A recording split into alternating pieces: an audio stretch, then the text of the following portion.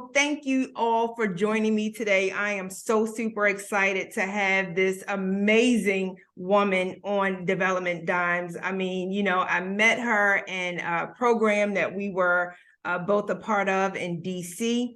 And just, I mean, you could feel her energy coming through the screen, right? So we had to do our class on Zoom. And I'm like, this lady right here, I have got to find out who she is. I need to speak with her. I need to follow her on social media, whatever it is that I need to do. I need to get in contact with her and make her my friend, my girlfriend.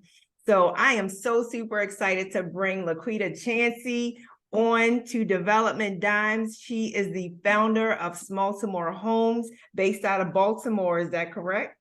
Correct. So look, come on, y'all. My hometown, East Side all day. Always got to rep the East Side. East Side all day. But I'm just super excited to have her because what she brings to the table is nothing short of dynamic. One of the things that she does is tiny homes, and I had not really heard a lot about tiny homes until we kind of spoke briefly. And you sent me some video, and she was on the news, people. I know y'all see her because she's always repping and doing stuff in Baltimore. So when I saw that, I said, okay, it's a wrap. I have to have her on Development Dime. So thank you so much, LaQuida, for joining me today. I'm so happy to have you. Thank you so much for inviting me here, Tawanda. Just like you noticed my energy during our virtual session, I noticed your energy. And I was like, oh, Tawanda, Baltimore, you was giving it to us like we needed it to be gotten, okay? You was giving the give, and I'm so glad to be able to be here with you in partnership. Yes. And I'm just happy that you invited me, so thank you. Yes. Well, thank you. I definitely appreciate that. Anybody who knows me knows that that's just how I am. I feel like honesty is the best policy, and it's helpful whether we agree with that or not. But so I want to get started, honey. Tell me a little bit about yourself, where you're from, and we can take it from there. All right. So I'm gonna take it back. So I was born in New York. And then I was born in Manhattan, New York. And then we went to Newark, New Jersey for a little bit. We were on Prince Street in the hood. If anybody knows anything about Newark, New Jersey, that's the hood. And that's cool because I'm comfortable there. And then we came to Baltimore, and I've been in Baltimore since I was in elementary school, and I graduated from Western Tech. I'm a county bounty. I am not a city girl, or wasn't a city girl then, but I left and went to Spelman. Nice. I came back. I bought a house, and now I'm an East Side girl like you. I'm right here in Oliver, Tawanda. Yes. C. Hopkins. There's a stone's throw away. Nice. We are. You know what? I'm gonna get into that later, but we are doing some fundraising for 3 lots here in Oliver. Nice. But yeah, I went to Spelman, came back, bought a house. I've been working in IT until like 2018, 2019. Okay. In 2018, I founded Smalltimore Homes. And within like the next 2 years, the pandemic happened. I lost my job. And I was okay with that because I didn't lose my job from the pandemic. I lost my job because corporate America isn't for me. Okay. And so now I'm in real estate, and that is what I do. Like, eradicating homelessness is why I'm here. Nice. And so that in and of itself, I mean, just Baltimore, DC, San Francisco, so many places have such a huge problem with homelessness. And, to have someone who really takes that to heart and is thinking about them when nobody really does, to a degree, right? Of course, the circles that we run in have a heart for people who, you know what I mean? I could name a couple of people who are always doing things. My cousin is one of them. And so just to find like-minded people who knows that they are people too, and they deserve some type of housing just like the rest of us, that's just so commendable. I'm not Thank you. Right. I mean, but when we think about it and we talk about it, like camping in tents is fun for a night or two, but we Mhm. can't live in tents Mm-mm. throughout the winter time in Baltimore when we Right. have all these other resources. So that's where Right. I'm at. Yeah, no, and that, I mean, that's true because, even in DC, for instance, they have tent cities. And Yes. on a day like today, when it's 94 degrees outside in a tent, yeah, yeah. So yeah, again, it's just commendable. So how did you get started in real estate? This is about women in real estate. It's about women developing properties, any a lot of different facets of real estate, but more specifically, developing and rehabbing and things like that. So what made you get into real estate? Yeah, so Baltimore, has a whole lot of vacancy and blight, and they have stopped doing the tax sale this particular way, but they used to do an online bidding tax sale. A friend told me about it. I wasn't totally sure what it was, and I was like, "That sounds dope. Let me participate." Oh my Mhm. God, they have houses on here for under $1,000, like Mhm. not recognizing that these were homes that people could not afford to pay their taxes on. And now I was basically purchasing the deed to their home so that I could have ownership of it. So once I Mhm. realized that this was predatory as heck Mhm. and really messed up and problematic, I Mhm. said I cannot continue to participate in this. But that's how I got started. I was buying tax liens. I figured out, oh, this is predatory. Let me give you back your tax lien, Mhm. right? Like you have the deed back. I'm not going to do it that way anymore. But now let me figure out another way that I can get into this real estate business. And I purchased a home. I have a business partner and I have a for profit business called Xavier Estates. Mhm. That was founded 2014, 2015. And we started renovating houses in Baltimore using my retirement funds. Oh, okay. So Mhm. corporate America ain't for me, and I've known that for some time. So Mhm. I would work for jobs, max out my 401k, Nice. and leave and go to a job, max out my 401k. They'd fire me, I'd quit, whatever the case. Like, cause this ain't for me. We're not gonna get along. Like, whatever, right? Like it just is what it is. But at some point I was able to take that money from my like current, retirement fund, put it in a solo K, and now I can control it. It's not in the stock market. And I was basically lending out money to other realtors or other investors, developers with my retirement funds. And I began to invest that way. So at first it was kind of passive in the sense that, okay, I'm gonna do this tax lien, no renovation. I'm gonna do this loan, no renovation. And then I started doing the renovations. And so I've only did a few here in Baltimore. I just Okay. finished a lake property in Northern Virginia. Probably gonna try to do like some black linen retreats there. So hit me up if you're Nice. interested in that kind of thing. Nice. But we did that, me and my partner did that with another group, or another couple, I should say. But that's really the way that I think. I think in group economics, I don't really want to do much by myself. Like I think collaboratively, collectively, how can we leverage? And that's what I wanted. I'm like, leverage my retirement fund Mhm. for this better interest rate so that you can do more deals and we can get more money. And Mhm. it's just a continuous cycle. So that's how I got started.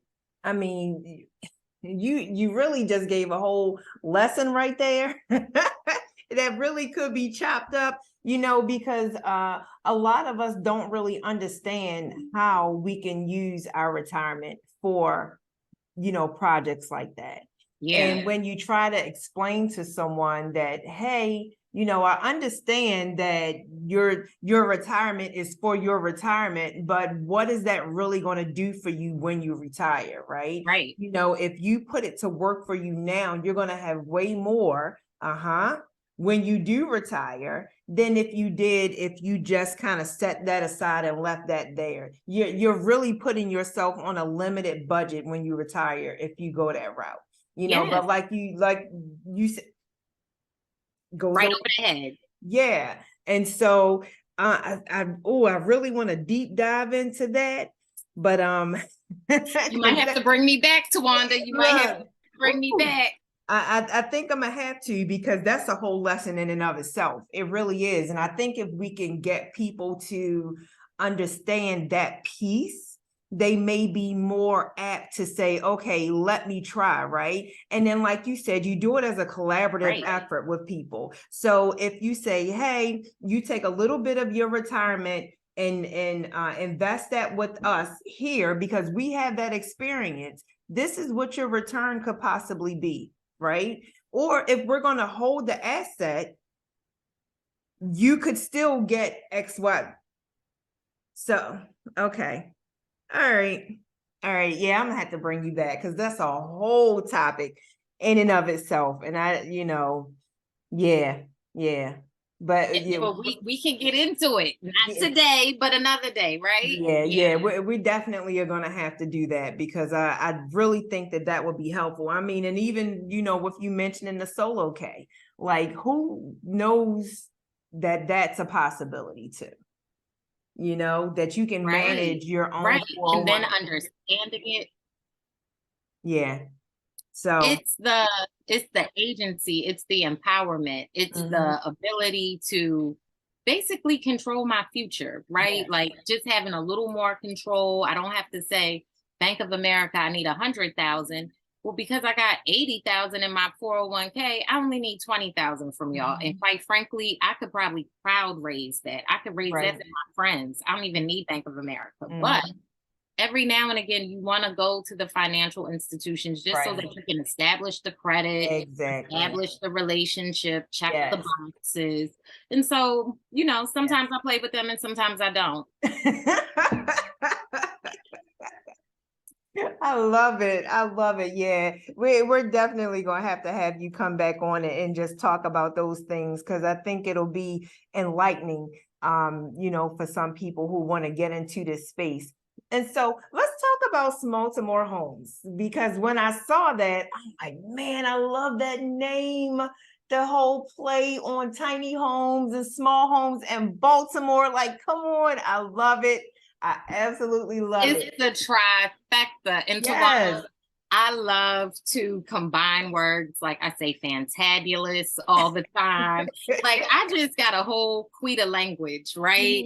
But Smalltimore Homes, I love it because I built this, or I designed this tiny home back in 2018. And then I decided to build it in 2019. But it took me like over a year, because I was still like, we built the steps, and then I was like, these steps look dangerous. These are the new steps, but the other steps were like a third of the size. So it wasn't that much space to, let me see if you can walk up. So there's like 3 steps here, a step here, a step there, a step there.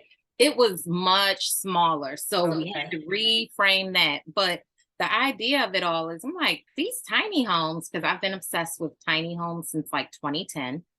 Okay, so before HGTV got a hold of them and was putting them on, I'm like, oh my God, these homes are so cute. I love tiny things. I'm 5'2". I'm not that big, so I like tiny things, okay?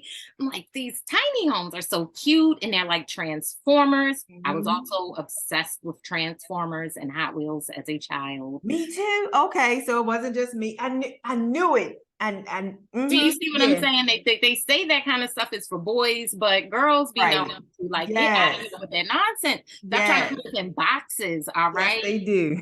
And so the Transformers of it all, the smallness, and then the fact that it's affordable housing, like all of those things. I'm like, check. I need to figure out how to make this a business model. And this can eradicate homelessness. This is affordable housing option. I need to figure out how to make this mainstream. And that's where I'm at now, is figuring out where's the land that I can buy and what is it that Baltimore City will allow. Because what I have now is on wheels. It is 265 square feet. And Baltimore is like, no, it needs to be at least 400 square feet.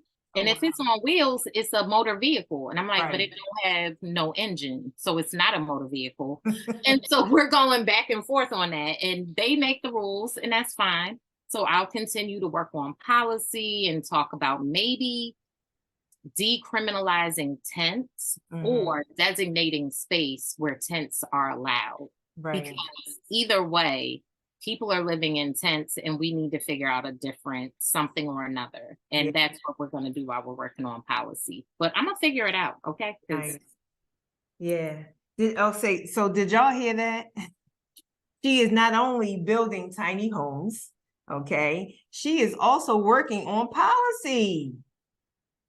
I have to, because I feel like at first I was like, you know what? I can do a planned urban development, like Mhm. the planning department wants me to do. Then they don't have to change the zoning. But then when Exactly. I'm done with this and I'm gone, like no one else can create this type of community for these Mhm. type of people because the policies aren't in place to support it. And Right. so I have to be smarter about it so that this can be sustainable. Like I'm not doing it for fun on weekends as a hobby. Like this Right. is a real life thing. And so Right. make it sustainable in other cities even, Mhm. right? Like getting the language and the policy together is what I'm. Yeah, yeah. And and I honestly believe that that is a possibility because I had a friend of mine that I used to work with up in Pennsylvania, and he worked a lot on policy and all of that. And once you get something together and they see that it works, it's easy to be able to go to other cities and their governmental entities and say, look, this is what happened here, and this is how well it worked. It could be a plug and play for you too, you know. Right. So, yeah, good stuff. Come on, you know what? Absolutely love it. So, so you basically talked a little bit about an obstacle, with the policy and all of that with your tiny homes, but let's just kind of do a little dive into you getting into real estate though. So Mhm. what would you say were your other challenges outside of being able to, do the 200 plus square foot home on wheels and all of that? What were some of your obstacles in getting into real estate and real estate development, period? Right. So in Baltimore, I think like you want to start with, I guess anywhere, you would probably want to start with like the city Mhm. land trust or the city's way of, delving out houses. But I found that in Baltimore, it's very much I don't know, like the good old boys club. Like you need to know somebody That's for some of everywhere. those. Right. You know what I mean? Like it's Yeah. very relationship based. And Mhm. so I get that. And every now and again, I don't be playing with them. So they're not gonna favor me all the time. And then like it's interesting. Like I have meetings with, the planning department, zoning, department of community development. Mhm. And sometimes they want to like present a solution, but not realize you're part of the problem that got us here in the first place. Mhm. I don't want you in the solution. I Right. want you over there where the hell you were, and separate from this thing. And so Right. it's that give and take because they're like, well, we know you are thinking about a land trust, but Mhm. we have all the staff and Mhm. such and such to do it. And it's like, yeah, but then you're still gatekeeping that Right. land trust. And I don't like that. So Right. it's a matter of having the conversations about, those types of things, the relationships of it all. But then also, Baltimore is very block by block, y'all. Yes, it Like, is. you can be right here in Oliver and on, I don't know, 2 blocks down off of Broadway, there's Yeah. like a whole block of vacant houses. But Mhm. then 1 block over, the houses are selling for 250 and higher. They are across the street, y'all. Right. I don't even have a strong arm. I can literally throw a stone at the house that I'm telling you about. Okay. Like, so also knowing, understanding the history of redlining and how Yes. that impacts Baltimore, understanding the way that, I don't know, Baltimore has, pulled out assets and resources from Mhm. particular communities. And when you go in those communities, you have to remember that there has been trauma. Right. And you can't show up with your craziness or nonsense. Like, I'm here to Mhm. heal and help. Right. So if you are not, if you're like, yo, we don't want tiny homes because that Mhm. is just going to concentrate poverty, because you're talking about helping folks who are homeless and unhoused and housing insecure. And we don't, okay, you don't have to have that. Right. Your community may need an urban garden.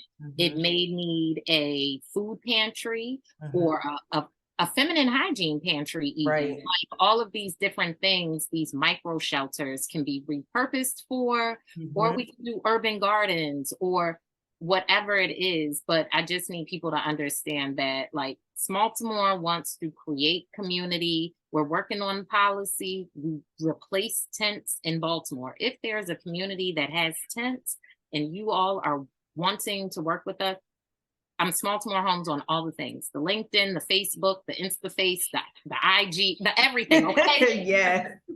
Yes, But indeed.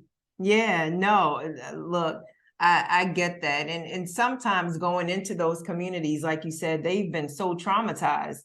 We have to get past that first for them to even begin to trust what we're saying, that, when we're trying to help them, because it always comes off like a little shady, right? Like, even Tawanda, yeah. I live in the Oliver, right? Mhm. Like, I live in Oliver. I've had my house almost 15 years, and still I'm looked at as an outsider because I grew up in Baltimore County. They're like, you Mhm. ain't really from Right. here. But I'm like, but I've been here 15 years. I've been paying taxes. I've been Mhm. building with y'all. I've been going to the community association. And they're like, well, I guess. Yeah. Yeah, it's unfortunate. So, Yeah. but I love that you are continuing on, right? You're still fighting for the Absolutely. fight. I'm there at all the association meetings. Like, y'all going, one day I'm gonna be a part of the family. For now, I'm a Right. distant cousin, and that's cool. Y'all keep inviting me to the family reunion, and we gonna figure this thing out. Right, right. I love it. I love it. That's, sometimes we can't give up even when people want us to, right? Because Right. they don't necessarily know what we have in store for them. That's good for them. And so, if we decide to give up, then they may never get it. So that's Right. good stuff. Right. That's good stuff. And so, when you are, because what you do is a little different, right? I've had guests that talk about just straight developing, how they find properties, how they get the financing for the properties, talking about the rehabbing and all that other stuff. But with you being a little different and really community focused, like, this may be a weird question, but what is it that made you even want to go in that direction and really focus on the community? Yeah, I know. It's just no. I don't know how I found myself here, Mhm. but I've always been a volunteer. I was a Girl Scout. I was a Okay. 4-H student, a 4-H girl. I Mhm. volunteered a couple of times at, like, summer programs when I was in Right. high school. So I've always been It's of just in you. yeah, I've always been of service. And then I Mhm. think at some point I would tell people, "Oh, I'm a professional volunteer." Like, maybe now my ass is kind of a professional volunteer, but before, like, I had a full-time job, and so I can jokingly say that. Now I'm like, I'm Mhm. a broke volunteer, but I got my nonprofit and I'm figuring it out. Right. Yeah, it's very much like it's very much I don't know, it kind of happened organically, just Mhm. doing the things. And you know what?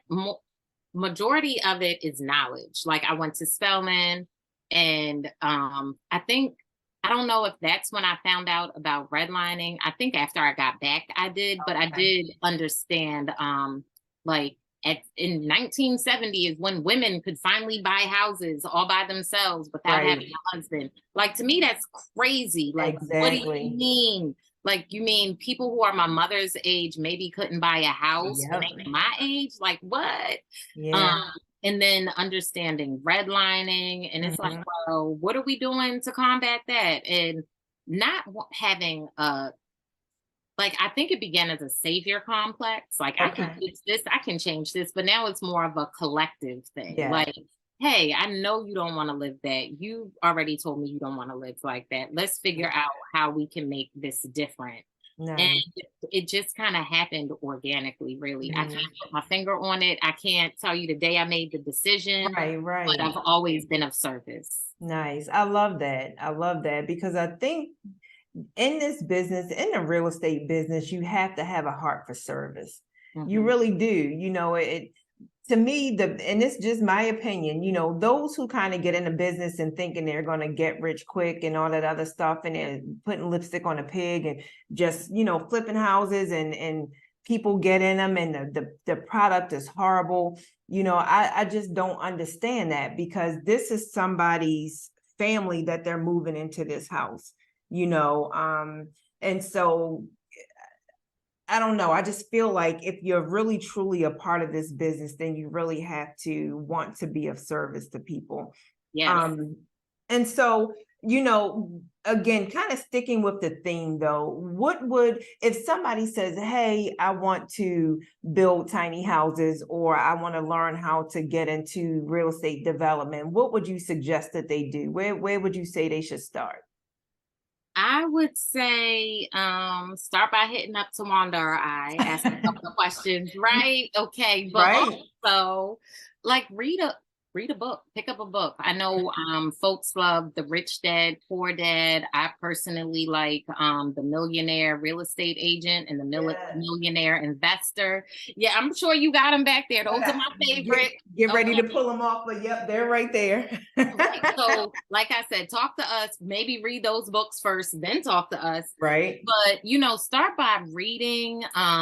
Most cities have some sort of not live near your work, but some sort of thing that like encourages people to buy homes. Maybe start Right. there and see what type of resources they have. And Hmm. based on those resources, what kind of programs are available and funding is available because real estate is expensive. Yes. And you don't want to make a bunch of expensive mistakes. So Exactly. maybe find a mentor or join a real estate group, go into a Yes. collective of sorts. So those are the things that I would start with, just Hmm. like on a general kind of basis. But Smalltimore Homes hosts intergenerational healthy housing workshops Nice. every quarter. The next one will be June 10th. Not sure when this will air, but if it's after Q2, catch us in Q3. And if you go on Smalltimore Homes website, you'll see the information there. And the intergenerational healthy housing is just like your typical housing workshop. Plus, we discuss what if your whole family is living in your house? You don't want little baby Timmy to be falling down the steps or grandma to be having to go all the way up to the third floor. So what are we going to do to make sure Timmy isn't falling down the steps and that grandma can use the bathroom on all the levels and that there's Nice. hand holders or maybe something to help her get up the steps? But thinking about how your house can be healthier and prepare for those things not before it's too late, but just thinking of it so that we can budget for it and we can plan Right. for it and we're not caught out there. And we know that our roof needs to be replaced before we can do the thing for grandma. But all of these things, kind of come in handy. And then I have a resource here in Baltimore that they do air purification. So they have devices for that. They do a demonstration. We also have a water purification situation and it alkalines the water. And then Nice. there's one more thing that they offer. There's a laundry saving, water saving tool that you can attach to your laundry. So all of those things in addition to your typical housing workshop. Awesome. So look, I tried to tell y'all. She has so many things going on, and I absolutely love it because they all come together though, right? They all are a part of each other. Yeah. Yes, it's an So ecosystem, Tawanda. It's mhm. an ecosystem. Like we can't. I feel like the world has like siloed everything to keep us apart, but really everything is connected. Like I can't talk to you about housing if you're hungry. I can't talk to you about housing if you don't have a job. So I Mhm. need to feed you first. You need to be able to make money. Like all of these things matter, and I feel like they all go together. In addition to your mental health and wellness. Like, didn't Yes. even get into that today, but we'll talk about that another day. Right. Yeah. I mean, look, you're probably going to come on quite a few times because there are so many topics that we need to touch on. Yes. Because you're right. It really is an ecosystem, and it really does all go hand in hand. Because look, full disclosure, I remember when we were younger, and my mom was trying to buy her first house. She rented this house, and it was supposed to be rent with option to buy. We got the house over there by Montebello Lake, went to Montebello Elementary School. Yep. And the house was infested with mice. Didn't know, yeah. And my mom was working so hard, just single mom, trying to really work and get things done. And sometimes we wouldn't have food until Friday. Yeah. We were kind of like really skating along there, and she's bringing home a can of something or whatever for us to try to split, with my sisters and I. And so, I absolutely get it. It really is hard to try to get through all of those things and get housing when you have so many other things going on. So yeah, definitely some more conversations need to be had. And I could ask you a number of things. I feel like I haven't even scratched the surface of deep diving down into all of the things that you have going on. But again, I was so intrigued with the Smalltimore homes again because of the name. I thought it was just so adorable, just so cute. And I'm like, she repping Baltimore. And then, and then when we were able to, take a look at what you did, like, people take a look at what's behind her. Like, that is just so cute, right? And for some of us, you want to get older and you want to retire and you don't really want to, give up your home, but you don't need all that space. That's an option. All right. It's not just for the homeless folk. It really is an option. Yeah. And it's functional, and it's adorable, and it's on wheels, and you can take it with you. So right. You can take it on vacation with you if you want to. I absolutely love it. And so I just want to go ahead and end it and tell you thank you again. You're definitely coming back on because there are so many topics that I want to talk about. I want to get into financing. I want to get into the mentorship piece of what it is that you have going on. People kind of jumping in and giving you a call and signing up and attending that, because I mean, we have to, what's the saying? And I know you probably know the saying, each one teach one, right? Yes. And so, just to be able to help other young women and young girls out there who want to get into different facets of real estate. It's not, people don't realize that there are so many avenues into this industry. Wholesaling, although I wouldn't suggest it, but people do that too, because that can be kind of predatory depending on how your business model is. But that's not none of my business. That's one of the ways you can get into it, though, right? Okay. I was never a fan of wholesaling. Me? I felt it was predatory. Yeah. Okay, so let's be real, right? But it's a way to get in, but you can do appraisals. You can do, there's something that doesn't have, I can't even think of the word, so I'm not going to even start to lie. But yes, to your point, so many different ways to get into this industry, like more than 100. So it is. And it's funny that you brought up appraisals, because we need more people of color in the appraisal piece of this industry. We just do, but go ahead and tell them why, Tawanda. Go ahead and tell them why. Well, because as a realtor, Lord, it's unfortunate that we can have the same property in a decent neighborhood bought at the same time as someone else, and because you have your picture on the wall, you're going to be $100,000 less than the other side of town. Yep. But or a block or two over, because if that community here and your community is here and you all have identical houses, The streets look the same. There's no difference other than who occupies that property. There, I don't understand why this one is going to be valued less than this one. Well, I do understand it. You do understand, and let's be real, it is racism or capitalism or imperialism or white supremacy or another ism, but whatever it is, it ain't for us. And that's why we need more Black appraisers, more Black realtors, more Black contractors, more Black developers, more Black everything, because it levels the playing field. It levels the playing field. We're continuously funded, we're continuously educated, like all these resources matter. And so leveraging the resources. Yep. Yes. Well, I could not agree with you more. We definitely need more. And so that's one of the reasons why I'm doing this, because I've always wanted to be in real estate. I knew that when I was young. And so, you know, coming up, being a commercial real estate lender, I was the only one. In the Johns Hopkins real estate development program, back when I was in it, I was the only one.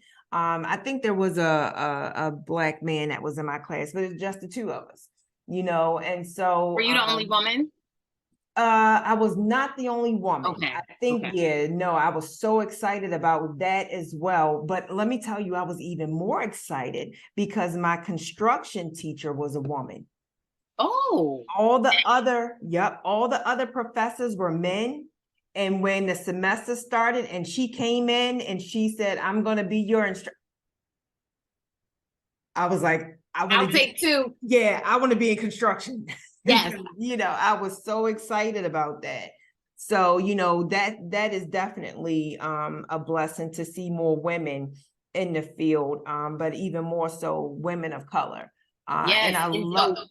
One last plug, y'all. When I engage my volunteers, I teach them to use power tools, because you all have to help me build the micro shelters. But guess what? That's like a step toward workforce development. Yep. So if you're good with the power tools, you can come and learn to use like the stationary tools. I teach at Station North Tool Library, and I teach women how to use tools there too. So, I mean, not specifically women, but I target and I tell mostly Black women about it, but it's for all the people. It's for all the people. You want man, woman, non-binary, Black, white, yellow, purple, green, orange, whomever can come, right? But it's all about like the exposure, right? Getting comfortable with it, even if you tinker with things around your house, just getting comfortable. Yeah, no, I love it. And I was going to ask you what else you had going on before we wrapped up, because I know we didn't scratch the surface, but yeah, like if there, what type of programs other than the ones, if you have any additional ones that you can talk about to kind of get some people interested, or, you know, they may want to reach out.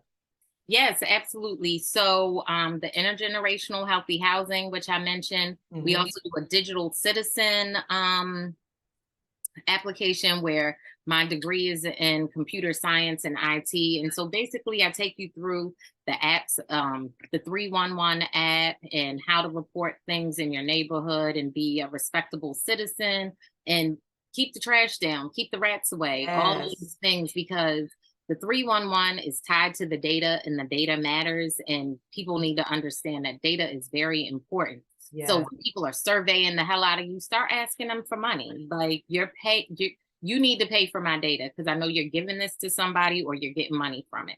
I'm not saying all the things, but just start having the conversations with people and letting them know, hey, you keep being extractive and taking the money, taking the data. Like, what do we get back in return? And that's also what I do in communities, is like figure out what these community assets are, so that there's not, you know, gouged for the resources. Like, resources in all of our communities. That's it. So look, it's called Development Dimes, and I say it's dimes, dropping dimes, and that's what she just did, y'all. She dropped a whole lot of dimes today, and so I'm so grateful again, LaQuida, for having you. I'm so thankful that you had the time, because girl, you are busy. You busy too. You are busy too. Look, so, I definitely appreciate it. And if you are willing, I would love to have you on again because I want us to get into that financing and funding different types of projects and how to do that. Yes. Because that is a big thing. You and I were talking briefly about grants and all of that. So, I I definitely will love to talk. definitely be back because Tawanda, we didn't even talk about how you were a judge on the pitch contest. We're not going to even talk about that today. It's so much, right? Right. It's a But lot. the pitch contest goes into the funding, so that'll be Right. a great conversation in itself. Yes, indeed. So thank you for dropping some dimes today. I definitely appreciate it. Ladies and gentlemen, the incomparable LaQuida Chancey of Smalltimore Homes, reach out to her. I will definitely have all of her contact information, her IG and Facebook and all of that after this. So if you want to hit her up, do that. She does have projects where she needs some volunteers. She mentioned if you know how to use power tools or stationary tools, come help her out. Let's get these. And I call them tiny homes, but you also call them, what was the name again? Micro shelters. Like this is a Micro tiny shelters. home, and the micro shelters are like the size of a picnic table. Okay. Mhm. So look, we can she can definitely use all of the help you can give. So again, thank you so much.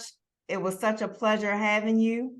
Thank And you so much. This yes. was amazing. I love talking to you. Please have me Oh, back. thank you. Oh, I will. I will.